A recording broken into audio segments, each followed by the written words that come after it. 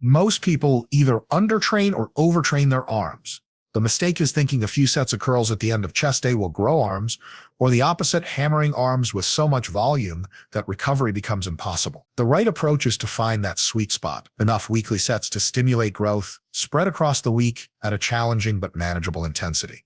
This means training arms directly and intelligently, not randomly throwing in a few exercises whenever you feel like it. All right, let's dive into this. One of the biggest issues I see when it comes to arm training is this very common problem of either underdoing it or overdoing it.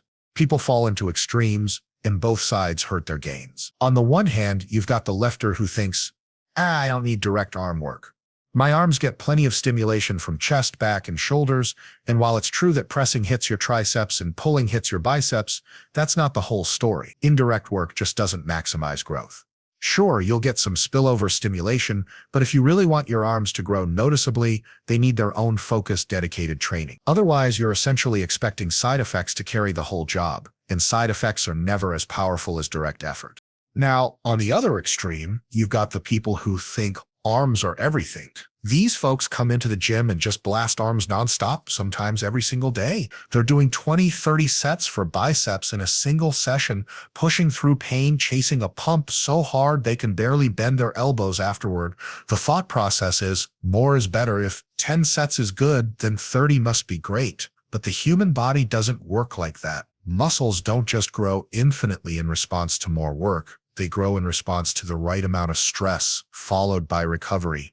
If you overshoot that stress, what you're really doing is cutting into recovery, leaving yourself weaker next session, and slowing growth over the long haul. So ironically, the folks who do too much often get less actual muscle gain than the ones who balance their training correctly. So what's the answer? Balance. And balance comes down to finding that sweet spot of volume and intensity. For most people, that means something like 10 to 20 sets of direct arm training per week, split intelligently across multiple sessions, not all in one day, because that just crushes recovery. Instead, you spread it out, maybe a few sets of biceps and triceps twice a week, maybe even 3 times if recovery is good. This way, you're stimulating the muscles often enough to grow, but you're also giving them space to recover and actually adapt. Remember, muscles don't grow in the gym. They grow after the gym when you rest, eat, and let your body rebuild stronger than before.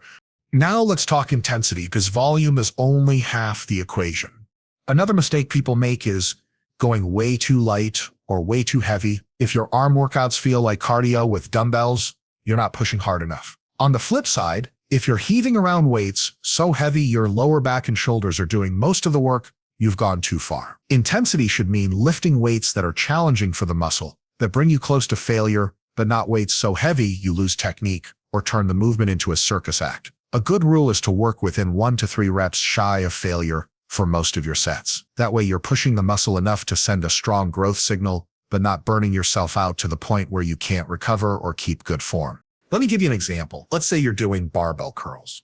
If you load the bar so light that you can bang out 20 reps with no strain, your biceps aren't going to grow much. They're not challenged. If you load it so heavy that you're basically hip thrusting the bar up with every rep, then your biceps aren't the ones working hard. It's your whole body. But if you pick a weight where you can get maybe 10 to 12 controlled reps, and by the last 2 reps you're really grinding but still keeping form, that's the sweet spot. Multiply that across multiple sets, week after week, and now you've got a recipe for growth. Another key piece here is progression. Even if you're doing the right amount of sets at the right intensity, if you're not pushing progression, you're not going to grow. The body adapts to stress, and once it adapts, you need to increase the challenge. That could mean adding a bit more weight, adding an extra rep or 2, or adding an extra set when recovery allows. This doesn't mean you have to jump in leaps every workout. But over weeks and months, there should be gradual progress. If you're curling the same dumbbells for the same reps 6 months from now, don't be surprised if your arms look exactly the same.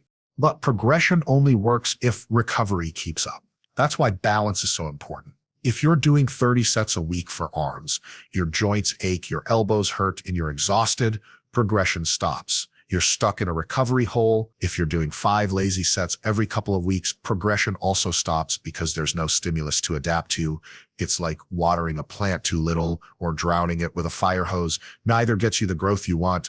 So the real win comes from approaching arm training with structure. Plan your volume, stick to quality reps near failure, spread sessions out so recovery is built in, keep an eye on progression over time. That balance is what separates the lifters who keep growing year after year from the ones who spin their wheels, complaining their arms won't grow no matter what they do. Most of the time, it's not genetics holding people back. It's the fact they're either doing way too little or way too much. If you can avoid those extremes and consistently hit that sweet spot of enough training to stimulate growth, but not so much that recovery gets wrecked, your arms will respond. It won't be overnight, but over months, you'll notice the size, the shape, and the strength all improving. And that's the difference between training smart and just wasting energy. All right, let's break this one down, because this mistake is everywhere in the gym, and it's costing people real results. When we talk about arm training, or really any muscle training, the thing that matters most is how much tension you can put on the muscle fibers you're trying to grow. The problem is, too many lifters let their ego run the show. They load up way too much weight, swing it around, cut the range of motion in half, and then walk away thinking they crushed it. But here's the harsh truth. If you're not putting targeted, high-quality tension on the biceps or triceps, you're not stimulating growth. You might look cool for a second, tossing around heavy dumbbells, but your arms will stay the same size year after year. The goal of arm training is not to impress the people in the gym, it's to actually grow arms. And the muscle doesn't care how much weight is on the bar. The muscle only knows tension and fatigue. That's it. So when you're cheating the rep, swinging from the hips, or dropping the weight early, what you're really doing is shifting the work away from your biceps or triceps and onto other parts of your body. Sure, your lower back and shoulders might get some involvement, but that's not why you're curling a barbell or pressing a cable. You're there for the arms. So if the arms aren't carrying the load, the whole workout becomes wasted effort. Now let's talk about range of motion, because this is another area where people cut corners. Full range of motion isn't just some bodybuilding cliche. It's actually where the muscle experiences the most stimulus. Think about a biceps curl. When you lower the weight all the way down and fully extend the arm, that bottom stretch is incredibly valuable. That's when the muscle is under its greatest tension while lengthened, and that's one of the most powerful signals for growth. But a lot of lifters stop halfway down because the weight feels heavy or they want to crank out reps faster. That might get you a temporary pump, but it's not the same as challenging the muscle through the full range. Over months and years, that difference adds up. The guy doing sloppy half reps with 50-pound dumbbells will almost always have smaller arms than the guy doing clean full-range reps with 30s. Another issue tied to ego lifting is tempo. Rushing through reps just to move the weight is a common mistake. When you lower the bar in a curl in half a second, you're skipping over a huge growth opportunity. Muscles don't just grow from lifting weights up, they grow just as much, if not more, from controlling the lowering phase. That eccentric portion, when the muscle lengthens under load, is critical for building size. If you just drop the weight without control, you rob yourself of half the benefit of the set. Slowing down, feeling the muscle stretch and contract, keeping it under tension the whole way, those are the details that build arms over time. Now, to be clear, this doesn't mean you have to baby the weights forever. Progression still matters. You should be aiming to get stronger, to lift more over time. But the foundation of that progression has to be proper technique. Think of it like building a house. If the foundation is crooked, adding more bricks on top only makes the whole thing collapse faster. If you build your strength on sloppy technique, not only will your growth be worse, but you're also setting yourself up for injuries. And once you injure your elbows or shoulders, good luck training arms effectively for months. That's not a situation you want to be in. So the question becomes, what does good technique actually look like? For curls, it's keeping your elbows pinned close to your sides, controlling the weight on the way up, pausing for a split second to actually squeeze the biceps, then lowering slowly through a full range. For triceps, whether it's pushdowns or skull crushers, it's keeping the elbows stable, not letting them flare all over the place, and making sure you're getting that full extension and contraction. None of this looks flashy. It's not about jerking the weight up quickly or moving as much iron as possible. It's about quality reps where the target muscle is doing the work. One of the best mental tricks you can use here is the mind-muscle connection. Instead of thinking, I need to move this bar from point A to point B, think, I need to make my biceps shorten and lengthen under load. The weight is just the tool. The muscle is the goal. If you focus on squeezing, controlling, and actually feeling the muscle work, your training instantly becomes more effective. That's how you turn an average curl into a growth-producing curl. And let's address the pump, because a lot of people confuse getting a pump with doing good work. Yes, a pump feels awesome. It's blood rushing into the muscle, it's veins popping, it's skin tightening. But you can get a pump doing light, fast, sloppy reps, and that doesn't guarantee growth. The pump is a side effect, not the main driver. The main driver is mechanical tension on the muscle through good technique, controlled reps, and progressive overload. If you chase the pump while ignoring technique, you'll plateau fast. But if you chase proper tension and control, you'll get both the pump and the long-term growth. At the end of the day, the big takeaway here is this. Your ego has zero place in arm training. The weights are tools, not trophies. If you need to drop down 10 or 20 pounds to do the movement correctly, do it. Over time, with good form, you'll surpass the guy who went heavy and sloppy every session. Your joints will be healthier, your muscles will actually be bigger, and you'll have a physique that reflects consistent, intelligent training. So the next time you grab the dumbbells, ask yourself, am I here to look strong for 20 seconds, or am I here to build real arms that last a lifetime? If it's the latter, technique comes first, and ego gets left at the door.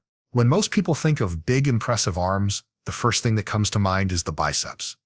It makes sense. They're the show muscles. They pop out in a flex, and they're what you see in the mirror when you curl a dumbbell. But here's the reality check.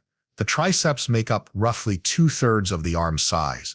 That means if you're only training biceps hard and neglecting triceps, you're leaving most of your potential growth on the table. It's like trying to build a massive chest but only ever doing incline presses. You're missing a whole lot of the muscle. Balanced arm development isn't just about looking better, it's about strength, function, and longevity in training. Let's start with biceps because they do matter. They're responsible for elbow flexion, basically bending your arm. And they also help with supination, which is that twisting motion of your forearm when you turn your palm upward. Training biceps with curls and different variations, barbell curls, dumbbell curls, incline curls, hammer curls, all of those target slightly different aspects of the muscle. They give you that rounded, peaked look that screams this person actually trains. But if all you ever do is curls, you'll quickly hit a wall. Your arms won't look as big as you want, and they won't perform as well either. Now let's look at the triceps.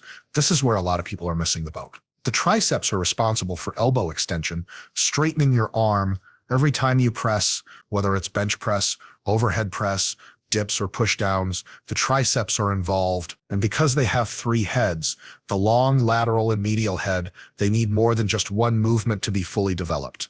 If you're skipping direct triceps work, you're never going to maximize arm growth. The long head especially needs overhead extension movements like skull crushers or overhead dumbbell extensions to really get hit. Without that, your triceps will stay underdeveloped, and that means your arms overall will look much smaller than they could be. So here's the mistake I see all the time. People crush curls until their biceps are on fire, but then they either skip triceps or throw in a couple of half-hearted pushdowns at the end of the workout.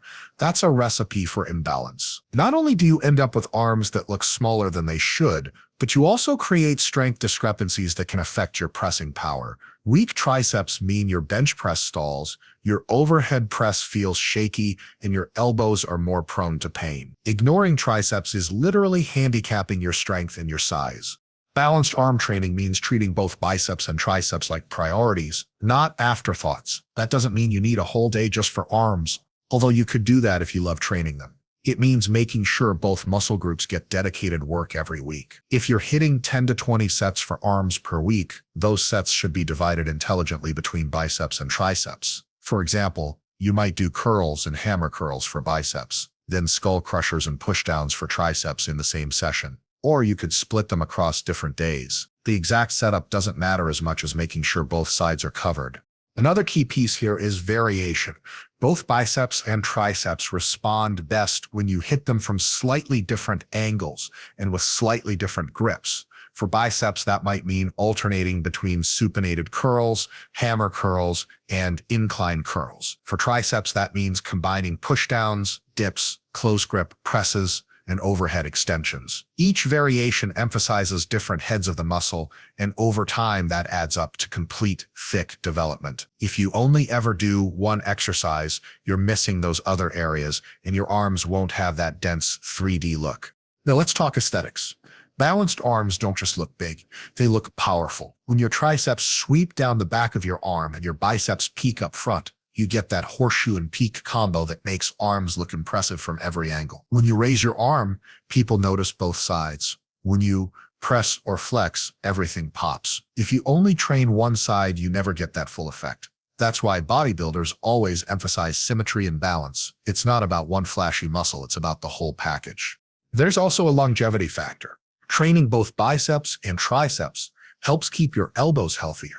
If one side of the joint is constantly being worked and the other side is ignored, you create imbalances that put stress on the joint over time. That's when you get tendonitis, nagging aches, or even injuries that sideline your training.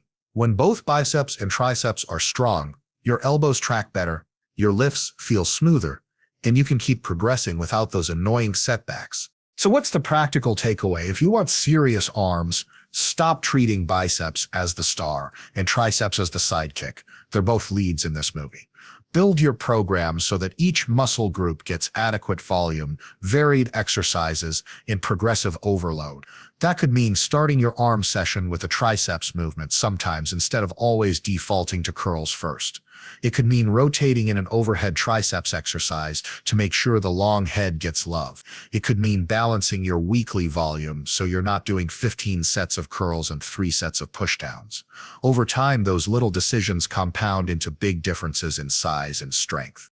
The truth is, most people's arms lag, not because they don't train hard, but because they don't train smart. They chase the pump in their biceps, forget about their triceps, and then wonder why their shirts still fit the same. The fix is simple. Respect both sides of the arm equally. Train them both with effort, variation, and progression, and your arms will finally start to grow into what you've been chasing. That's how you move from average arms to arms that actually stand out. Here's the deal. You can design the best arm workout in the world, pick the perfect exercises, and train with great technique, but if you don't respect recovery and you don't apply progressive overload, your arms simply won't grow. This is the part most people ignore because it's not as flashy as curls or pushdowns. Recovery feels boring, it's sleeping, eating, resting. Progressive overload feels slow. It's adding tiny bits of weight or reps over time, not making a huge leap in a single session. But together, these two things are the absolute backbone of arm growth. Without them, all the sets and reps you do are just spinning your wheels. Let's start with recovery, because this is where so many lifters sabotage themselves. Think about what actually builds muscle. You don't grow in the gym, you stimulate growth in the gym. The actual growth happens after, when your body repairs the muscle fibers you've broken down. That repair process requires rest, calories, and slip. If you never give your arms a chance to recover, you're basically tearing them down over and over without letting them rebuild. That's like taking a sledgehammer to a wall every day and then wondering why the wall never gets taller. It's not magic, it's biology. Now, recovery doesn't mean doing nothing forever.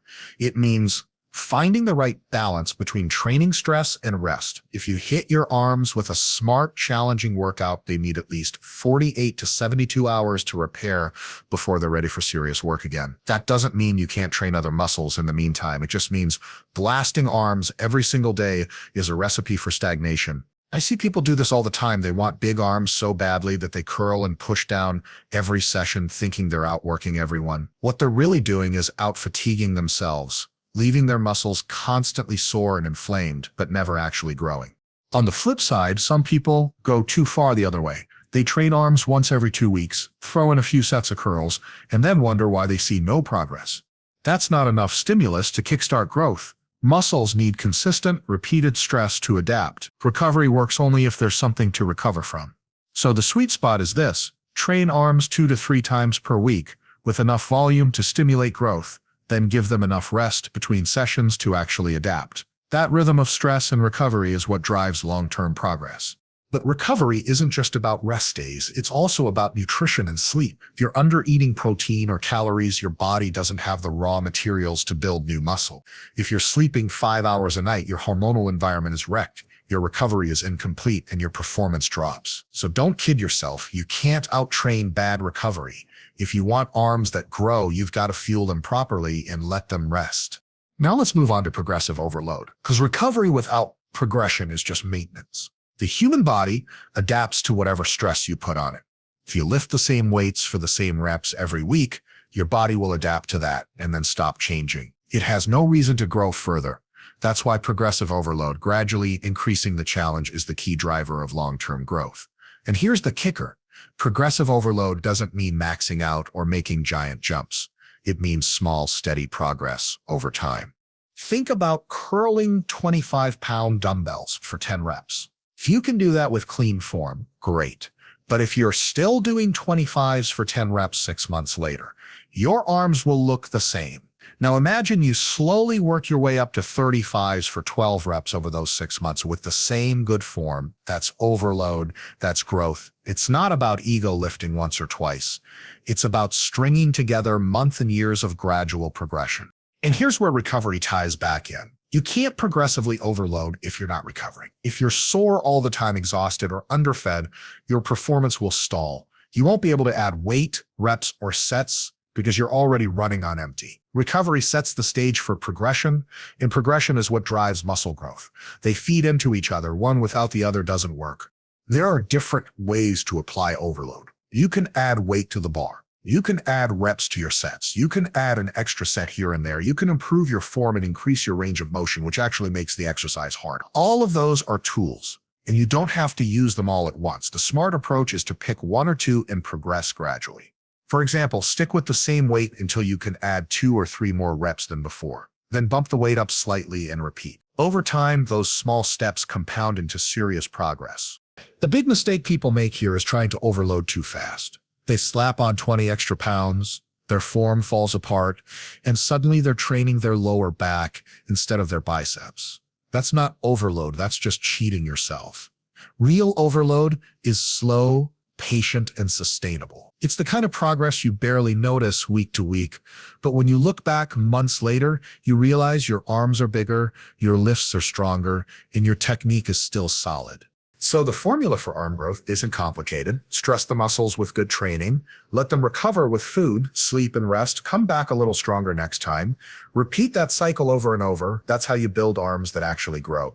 Not from marathon arm days, not from ego lifting, not from magical supplements, but from the consistent balance of recovery and progression. If you can buy into that process, even though it's not as exciting as chasing a pump every day, you'll be amazed at what happens over months and years. Your arms will finally start responding, your strength will climb steadily, and your progress will last because you're building it on a foundation of smart training instead of impulse. Recovery and overload aren't glamorous, but they're the truth. Ignore them, and you stay stuck. Respect them, and your arms transform.